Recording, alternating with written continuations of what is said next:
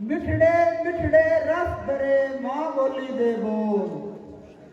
मां बोली विच हीर दा किस्सा, यूसुफ दी तफसीर दा किस्सा, लिखिया भारत तीर दा किस्सा, रांझे दी तकदीर दा किस्सा।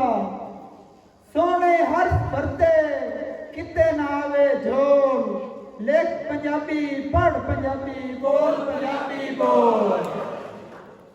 इस तरह ही गुल्ला यार मनावे, काफी अंग दे गीत सुनावे, बोल पंजाबी अर्श हिलावे, शेरा राही गुणी कहावे।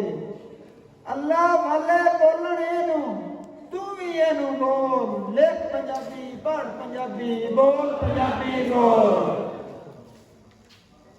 ये बोली राठां दी बोली, अंगां ते साकां दी बोली, हीरा ते चक्कां दी बोली, दुनिया दे गाहकां दी बोली।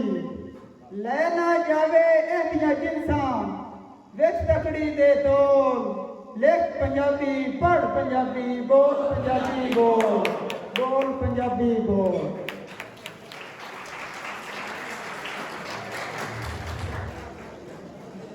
बड़ा लिखना है कि नमक किते संग पर याद